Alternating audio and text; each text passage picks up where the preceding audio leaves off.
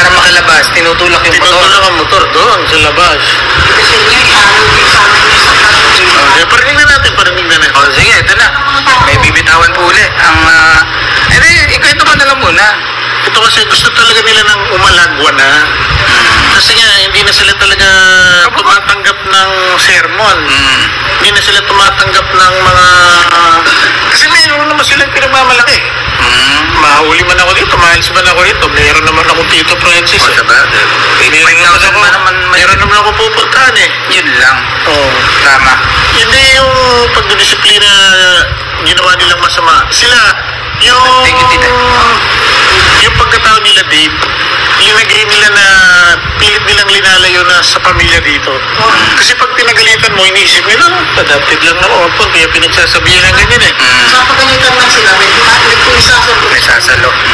Oo, yun. Saka, pag pinagalitan sila, naman, sinermo na ni Ramel, dun sa ginawa niya, linalagay nila sa puso nila, ampun lang ako, kaya akong ginaganito nito, di ba? Hindi niya iniisip na kaya siya sinasabihan ni Tatay Ram niya ng ganun. Kasi, isip ni Tatay Ram, anak niya na ito, anak niya na. Di ba? May karapatan na siya magsalita ng ganun. Pero sila, minasama naman nila yung pagdidisiplina ni Tatay Ram. Paparinig natin.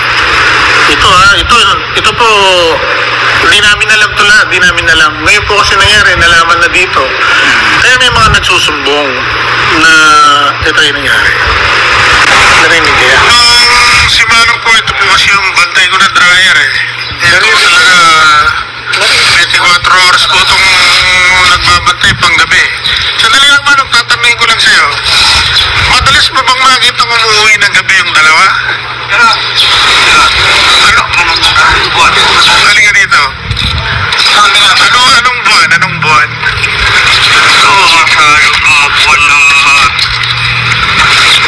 Marso, April, ganun. Marso, April. Kadalasan yan, sila lumalabas. Ano linalabas yung motor? Hindi lang na yan, inaakal palabas. Bago dito na sila nagpapanalabas na ay hindi nag-anong narinig doon. Tapos ano oras sila umuwi? Yung ating gabi na, pag umuwi mga yung minsan maaga umuwi sila, mga alas 11. Maaga yan, alas 11. Alas 11, minsan alas 12. Iwanan na dyan ang motor. Saan iniiwan? Sa gilid? Oo. Pero wala silang alam-alam dyan, ano, na nakakatakas, ano? Wala siguro alam. Hindi sila, wala rin alam dyan. minsan, nakita ko. Masyadong narinig yun.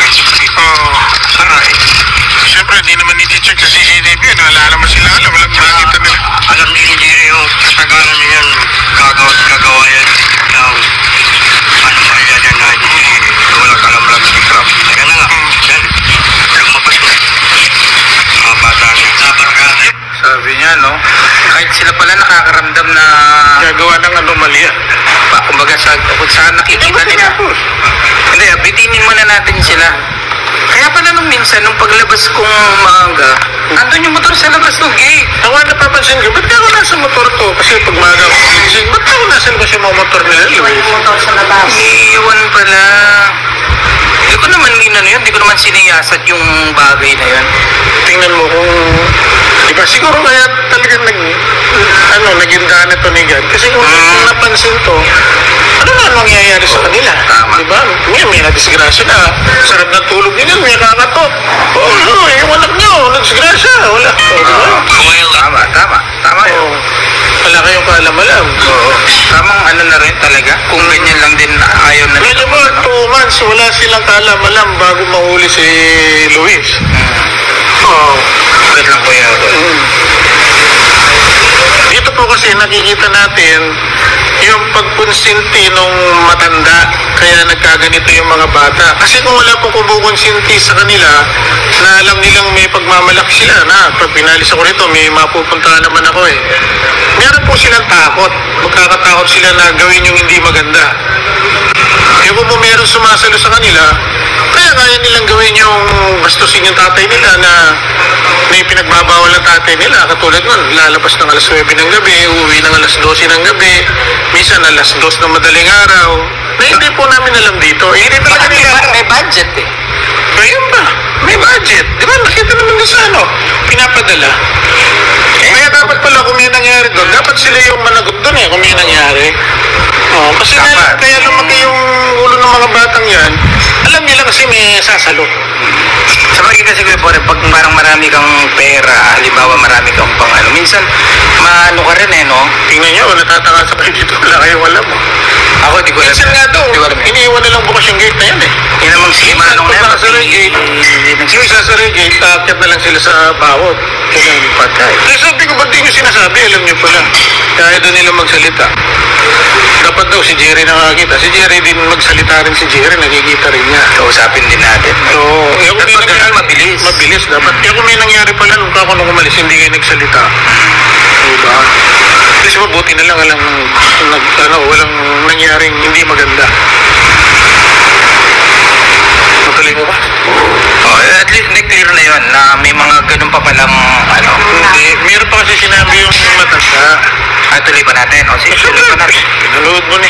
O sige, sige. Bibit eh. Baka mamaya akala ni Wakwak, meron ka na naman tinatago. Tuloy na yung vlog. Yung pinaka-gabi-gabi nilang umuwi na nakita mo. Alas 12. Alas 12, ganyan. Pasado, alas 12 pa. Hindi umabot ng alauna, alas 2. Kasi nung minsan kasi, kaya napagalitan si Luis na uli alas 12. Kita mo, ayun, ano na, taon naman na hindi ako nagda-dryer. Pero naririnig ko pa rin yung under na motor, andito na, layo.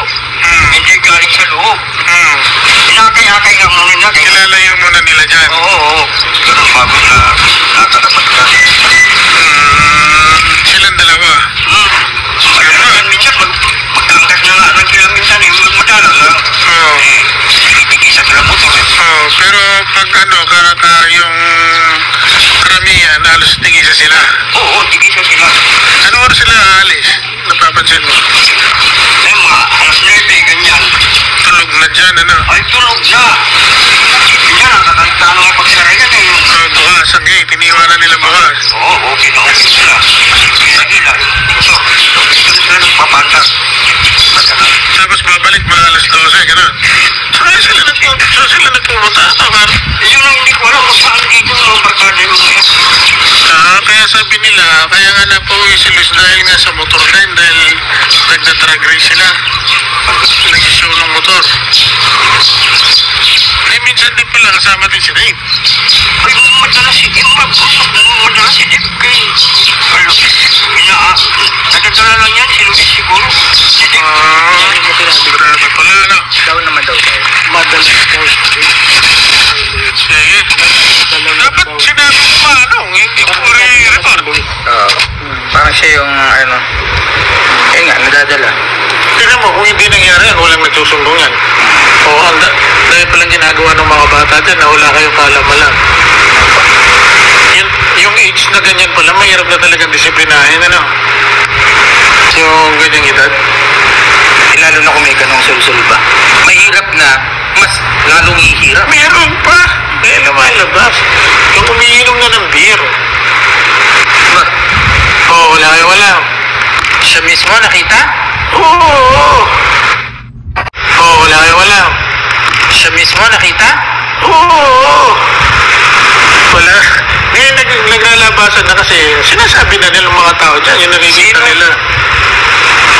Ngayon sinasabi na nila. Dati wala sila sinasabi kasi kaya nila sabihin kay Daddy Ram.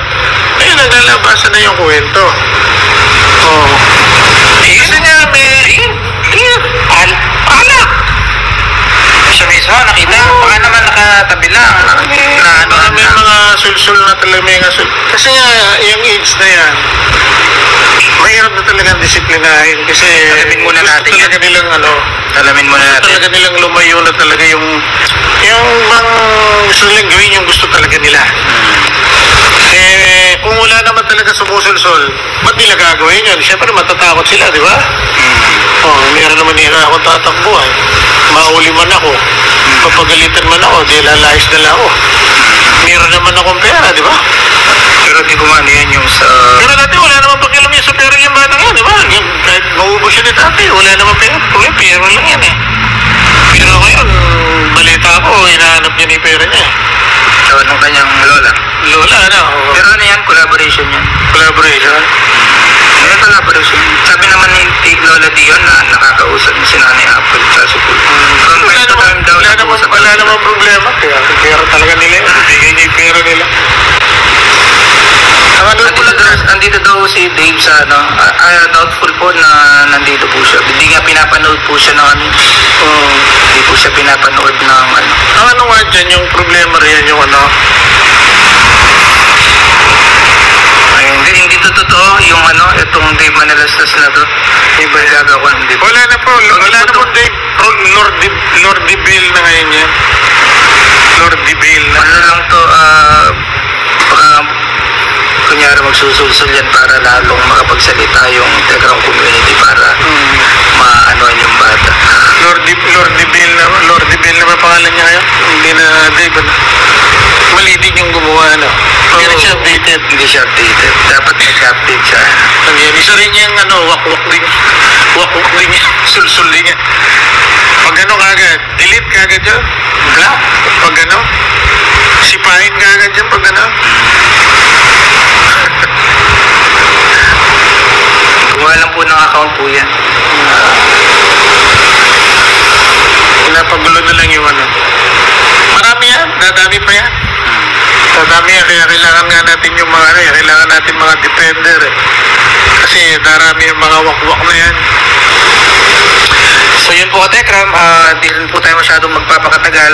Hintayin po natin matapos yung ano man yung mga statement po nila, at kung meron man po tayong kailangang ipaliwanag base sa kanila pong pahayag, maririnig niyo po kami. Pero sa amin po sa kasalukuyan, kaya tayo po yung naghihintay lang naman po.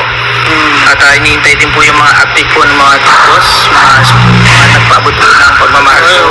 Kaya po yung mga founder, kausapin nyo lahat ng founder kung ano, para masettle na lahat yan. Masettle